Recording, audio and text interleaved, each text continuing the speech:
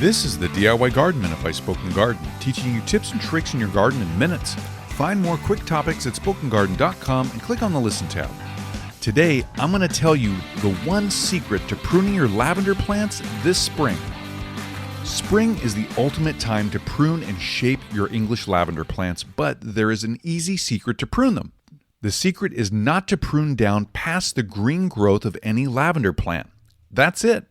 As English and most other lavender plants age, they get this older wood close to their interior of the plant where no green leaves or new growth occurs. This can be thought of as a dead zone where lavender plants don't have the ability to grow from adventitious buds on older growth like some other plants do, like Artemisia, for example. This dead zone is also a characteristic of other plants like juniper, some heathers, and others.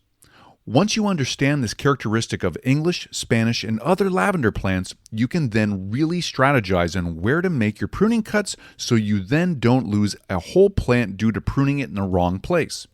So, when pruning your lavender plants this spring, only make your pruning cuts in the green zone or actively growing areas of the plant. You can prune away up to a third of the green growth so as not to overstress any of your plants. You can repeat this strategy over a few years of pruning your lavender plants to keep them more compact and shaped. And that's it. We hope this was helpful and happy spring pruning. If you're looking for more pruning tips and know-how, check out our pruning YouTube video playlist by clicking the link in this episode's description. We have a lot of different pruning videos that can help answer many of your questions. And also make sure to go to pruningschool.com. Thank you for listening.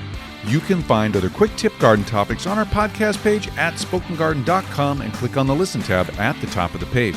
And make sure to subscribe to this podcast so you don't miss future quick garden episodes. We'll see you in the garden.